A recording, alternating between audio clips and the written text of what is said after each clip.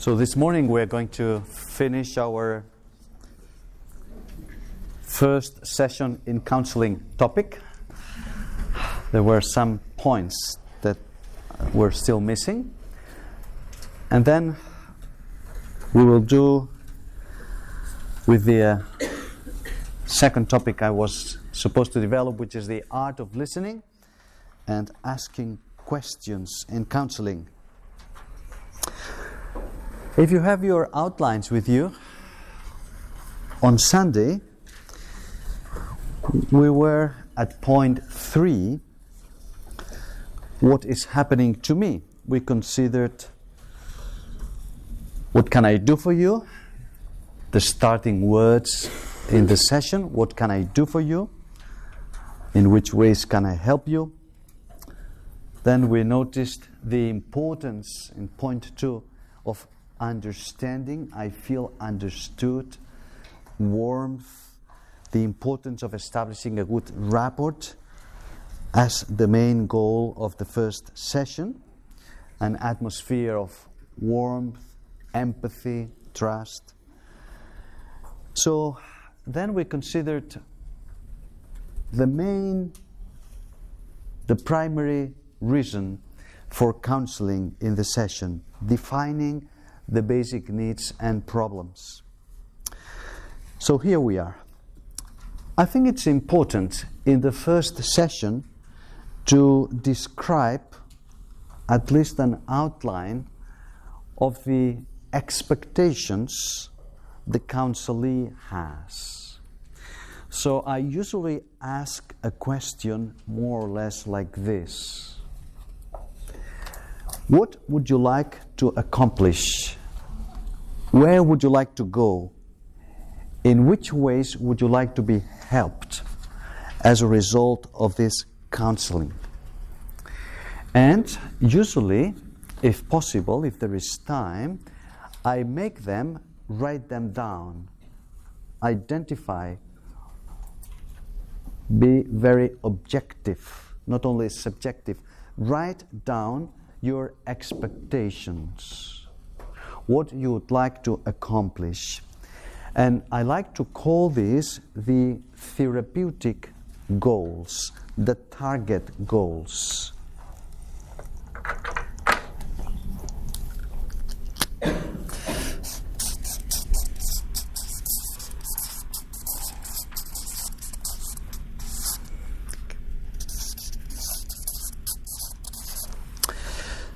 Sometimes it's not possible to do it in the first session for any reason, but if possible, I think it's good from the very beginning. The counselee knows where we are going, our final destination. We need to be specific. We need to define specific goals, because that will be our reference point to see whether we are making progress or not.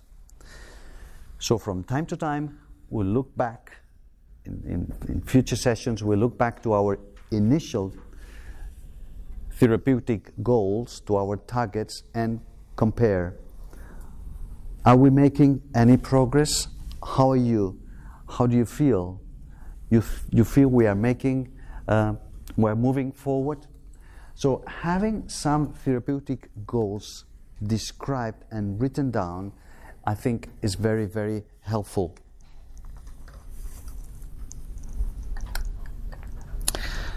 Now, very often the counselee asks, could you tell me what is happening to me? What's my problem? They want a label.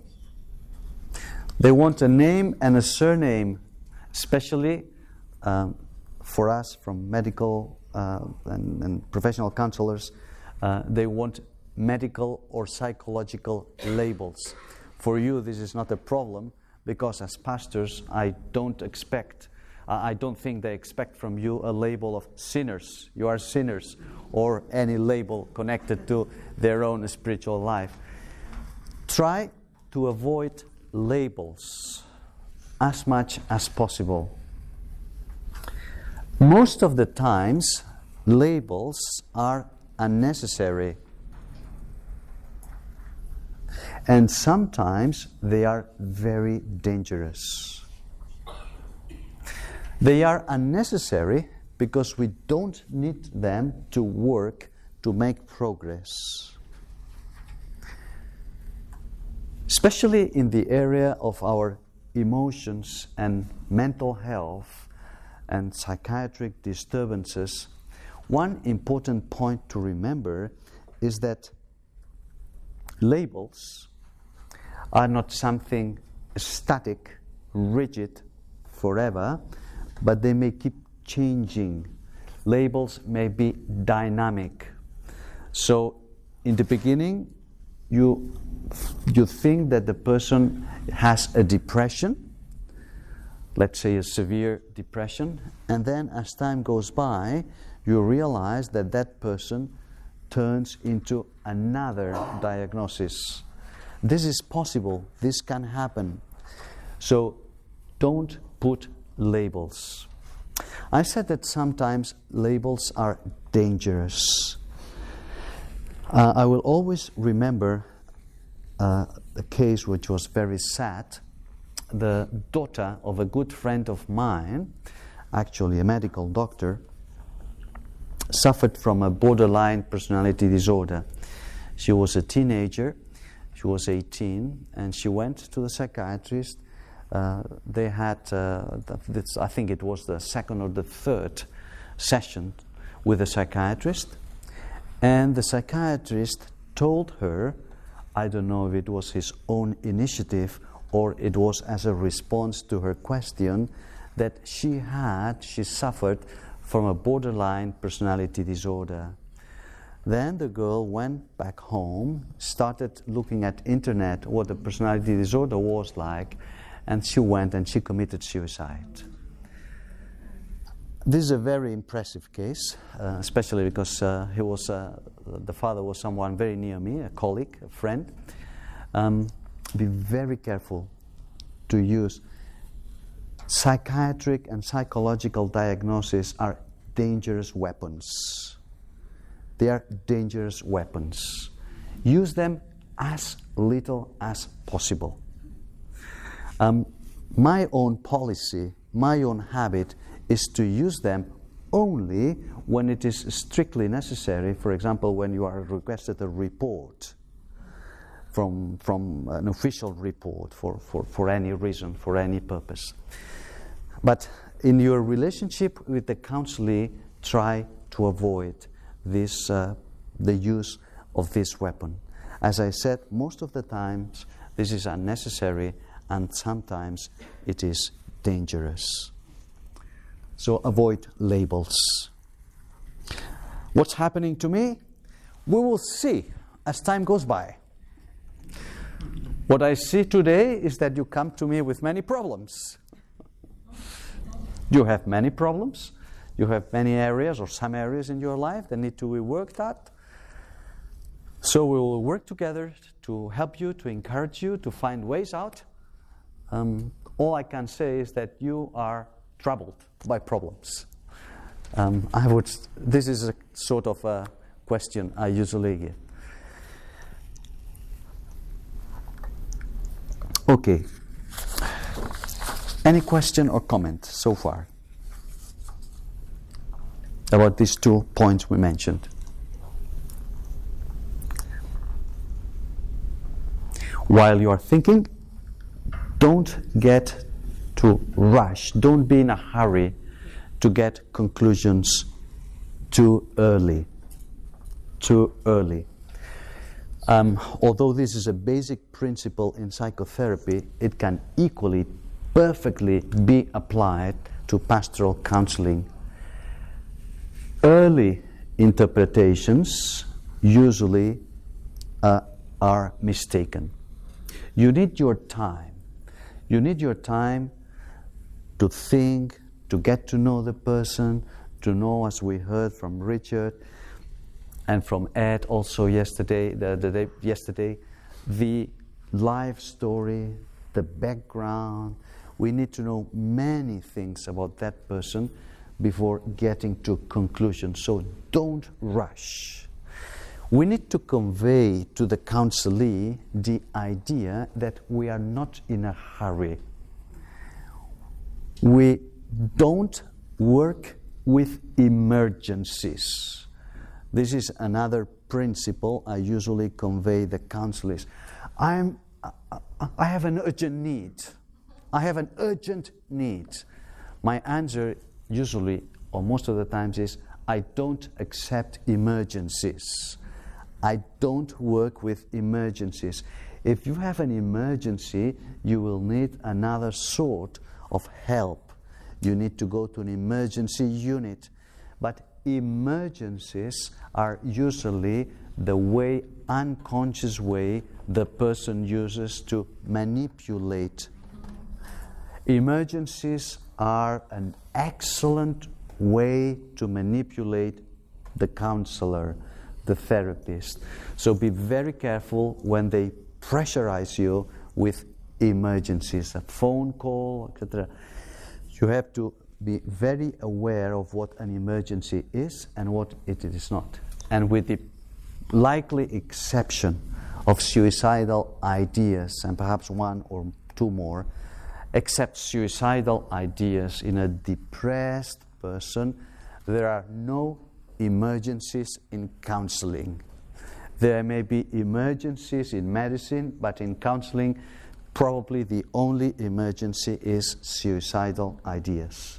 If someone asks for help because they have suicidal ideas, then you have to pay attention to this demand of help.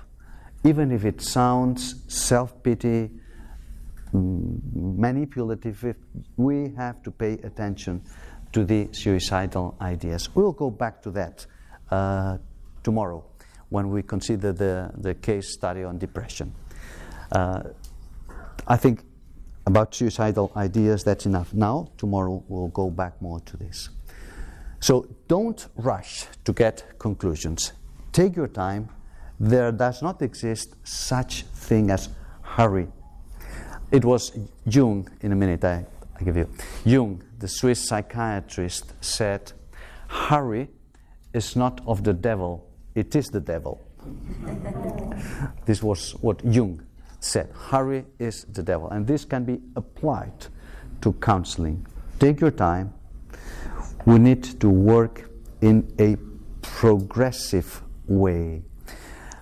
Here in your notes you will find this idea that in the same way that God chose deliberately to reveal himself in a progressive way, progressively we need to understand and make progress. I play here with the words. Make progress in our counseling process. In the process, progress is progressive. In the process of counseling, progress is progressive. This is the way God revealed himself, progressive revelation through the Bible, and our knowledge of the counselee must also be progressive, little by little. No emergencies, take your time, don't rush to get conclusions. It's important to be patient. And the counselee also learns not only from our words, but from our attitudes. We are constantly sending messages, non-verbal messages. I remember once actually several patients have told me, when I come to your office, when I'm in therapy with you, it's not only what you say that I find encouraging, but the way you say it.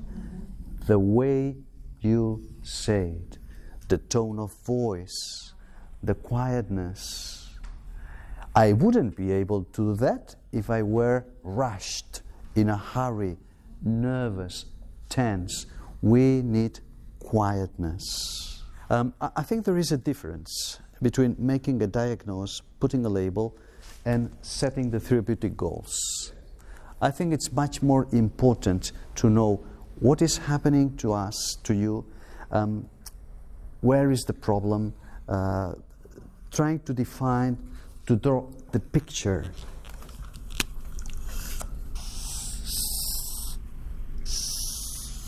It's like drawing a picture. If you go to a museum, you see pictures, okay? You see the picture. And then, here or here, there is a short writing that defines the label of the picture. Do you spend most of the time looking that or looking that? The answer is very obvious. What we want to consider is the picture itself, not these labels, not these explanations. We are not so much interested in this.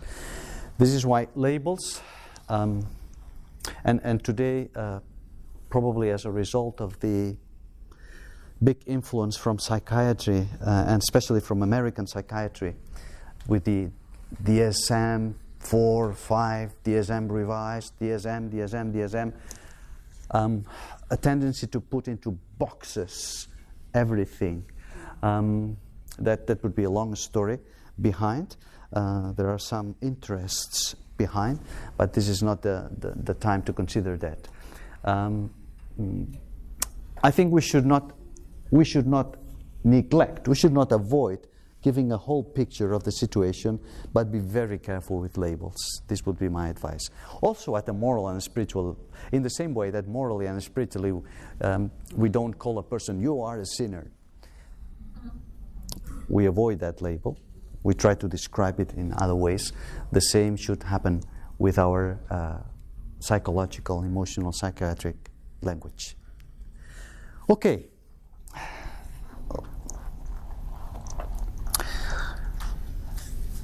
In point 4, where do we want to go? Notice that there are several questions. What can I do for you? Number 1, the answer is, I feel that you understand me, the purpose. Then, what's happening to me? The third question. Now, where do we want to go?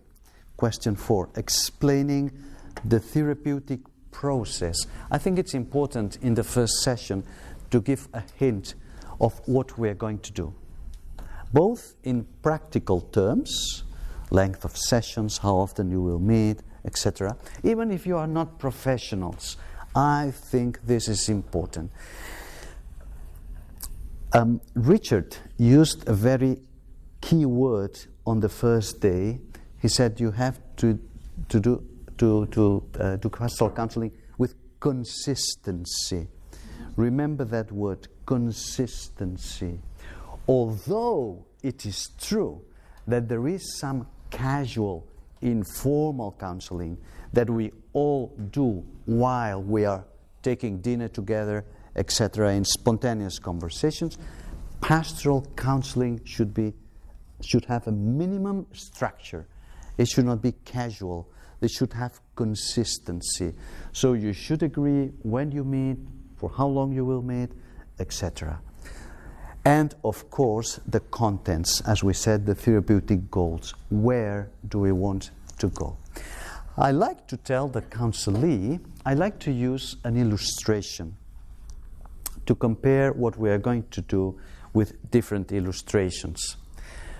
The illustration I like to use is the illustration of climbing a mountain, climbing up a mountain. We are in the valley.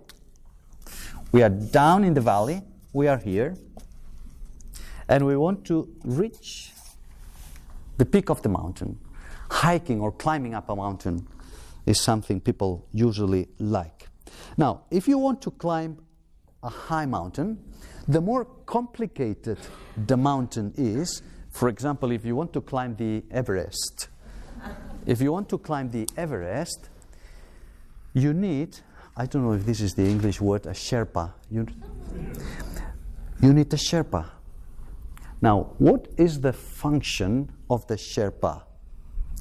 Who does the actual climbing? You do the climbing. What is the function of the Sherpa? Guidance. Guide guiding, and also one important thing, helps you with the luggage. The Sherpa helps you carry the luggage. You are the Sherpa. You are the Sherpa, the counselor. In pastoral counseling, you are the Sherpa, but they are the ones who are climbing the mountain. We will not take them on our arms and climb up the Everest like this. They do need to walk. Some counselees, some people want to be taken like little children. They want us to take them on our arms and go upwards. No. We must refuse this. They will do the walking, we will guide them, and we will carry the luggage, share the burden. But the actual reaching the peak of the mountain, they will do it. Now, let's briefly consider this point.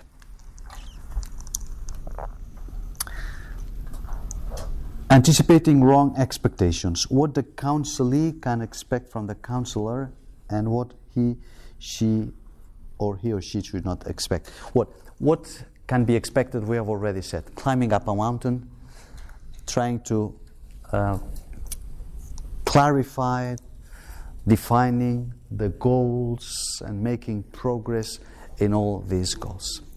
The reason why I included this paragraph is because many counselee come to the counselor as a sort of magician, a magician who knows all the answers to all the questions for my life.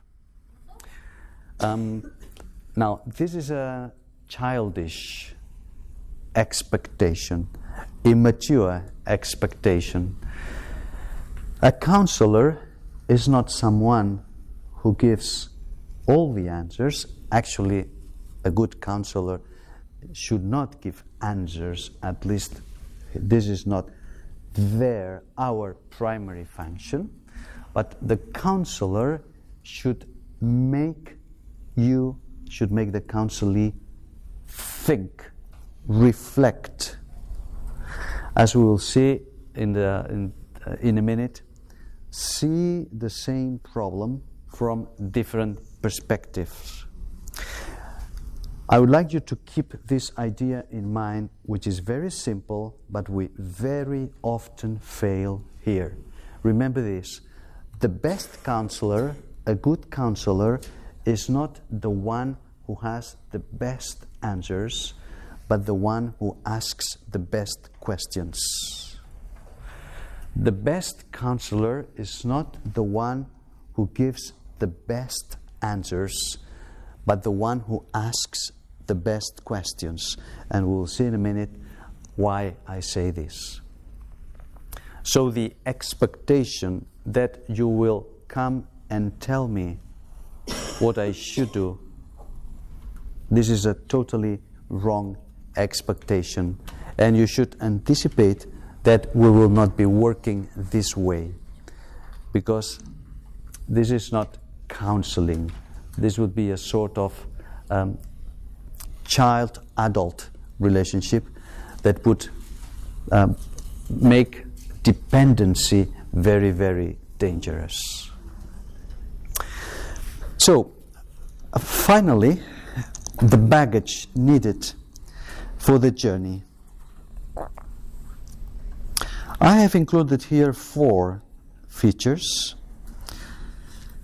that we should probably try to verbalize, if possible, in the first session, because I think it's important that in the same way we know what we expect.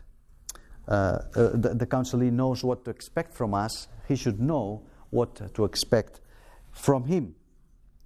First of all, honesty. Honesty. Be ready to tell yourself the truth. Be ready to tell yourself the truth. Unless you are ready to open your eyes, to see your blind spots, to discover painful areas, in your life, you will make no progress. We all have blind spots. We all deceive ourselves. And we must be ready to tell ourselves the truth. So, honesty. Second, courage. Be ready to change things. Be ready to change things. In the same way that we must be ready to tell ourselves the truth, we must be ready to change those areas in our life that need to be changed. Changes in behavior, changes in attitudes, changes in relationships, etc. Thirdly, as we said, motivation. The motivation. Be ready to work. Usually, from one session to another, I give the counselee homework. Some work to do at home. Reading certain Bible passages, as we heard yesterday from Ed, and this is especially true for you in pastoral counseling, or especially asking certain questions to make them think. We'll go to that in a minute. This is the sort of homework I usually do. Asking questions, I usually give them. Asking questions, reading passages, or perhaps reading chapters in a book, etc. So be ready to work. Why is listening so important?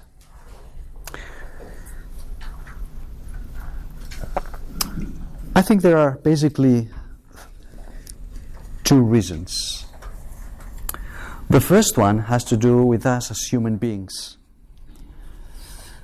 Listening makes us deeply human. It makes us human.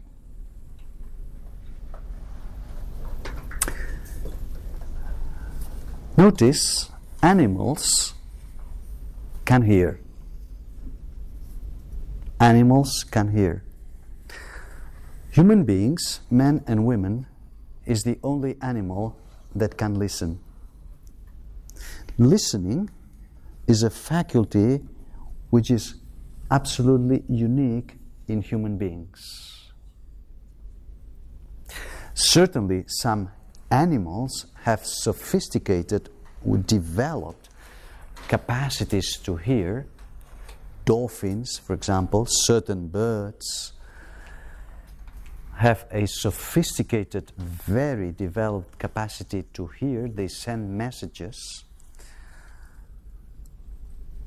But human beings are the only ones who are able to listen. Why? Because listening, unlike hearing, listening requires reflection. Reflection. To reflect. As you talk to me, I reflect on your words. I receive your words, I receive your message, and I reflect on them. Now, reflective consciousness is absolutely unique in human beings. The capacity to reflect, what we call reflective consciousness, is unique in human beings. This is something I learned when I was studying my specialty, and I heard this argument, this reasoning from an atheist professor.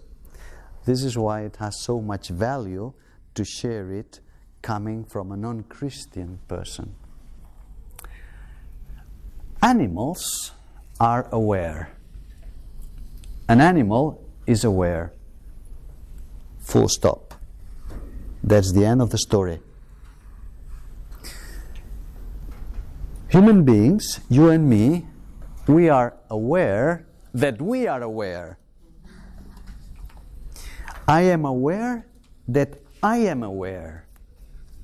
This double turning of your consciousness, and this is how it is called, the double turning of your consciousness is what we call reflective consciousness. It's a double turning. I am aware that I am aware, and no animal has reflective consciousness except human beings. If this sounds too academic or complicated, a simple illustration is certainly clarifying. If you have a cat or a dog, a pet, and you place it in front of a mirror, you have a mirror and a cat or a dog, what will happen? What does the mirror or the cat do? Scratching or barking? Nothing. Why? Because the cat or the dog is unaware to recognize itself in the mirror. There is no reflective consciousness. The cat or the dog is not aware that this is it. The same with a baby. Now, place a teenager in front of a mirror. The reflective consciousness, or perhaps we should say the aesthetic consciousness, is hyperdeveloped. Reflective consciousness, the capacity to reflect, is unique to human beings. This is an apologetic hint that helps, that has to do a lot with the ability to listen. This is why I said that listening makes us deeply human. Animals can hear, only we can listen. Sorry to draw a somehow perhaps too aggressive conclusion. When we are not listening, we behave a little bit like animals. Sorry to sound rude. If we do not listen, we are behaving like animals. We are not using our reflective consciousness. So what makes us really human, deeply human, is the ability to listen. How important listening is. In my first year, when I was already a psychiatrist, a qualified psychiatrist, and I started practicing, a lady came to my office. Usually the appointments I have are 45, 50 minutes. And she started talking and talking and talking, and she spoke 45 minutes without interruption. This is not unusual. Not for women, for human beings. As we approached the end of the session, I said, okay, we'll have to stop here and continue next time. I write down where we stop and we'll continue. And she, to my astonishment, she said, thank you, doctor. It has been a very enriching dialogue.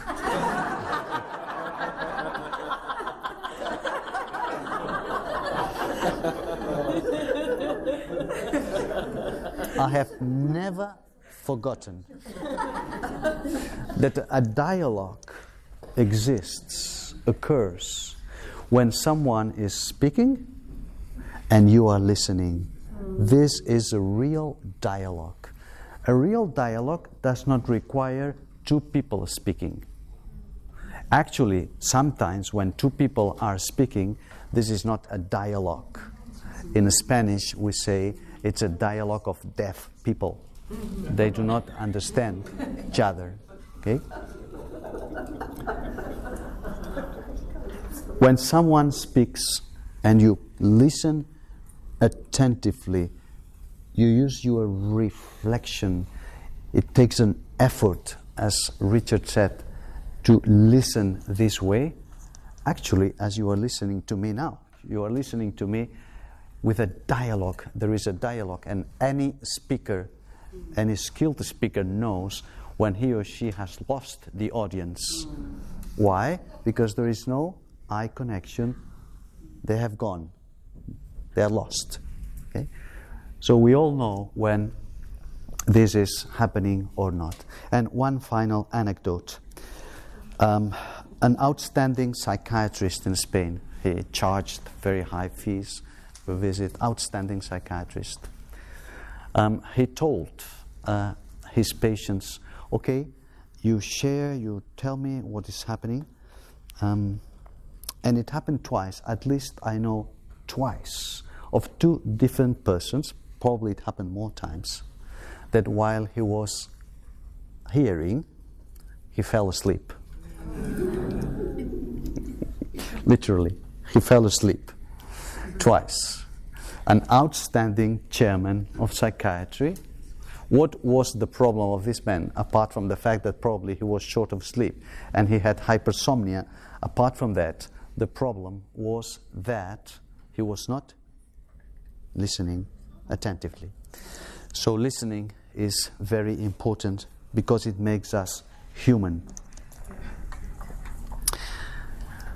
The second reason is that listening is the core of counseling. Nothing is more therapeutic than unhurried, active listening.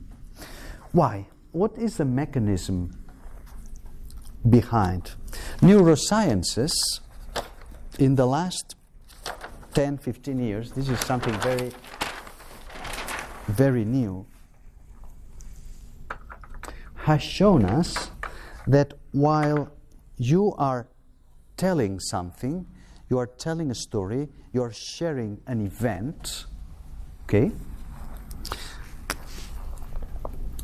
If you're, I'll put it in a diagram.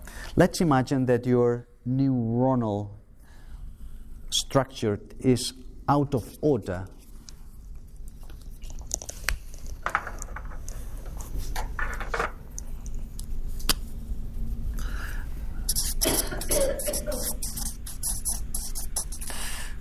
After a certain event, there is chaos in your mind, chaotic structure. When you start talking,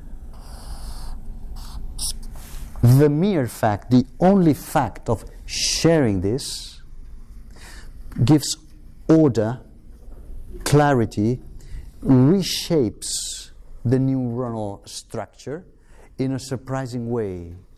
So we could say that after you have shared it,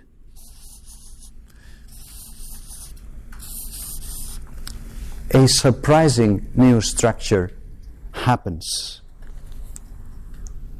This is why sharing, talking in itself is therapeutic. Going to a counselor and just talking is a waste of time or a waste of money. Some people said that's not true anymore, and now we can prove it. Science has proved that this is not true. Talking, sharing, telling your story, unburdening your heart is per se therapeutic because it reshapes your neuronal structure. When we pray, when we talk to God, exactly the same happens. And the ultimate purpose of the study, the survey, there are several very important surveys on this line.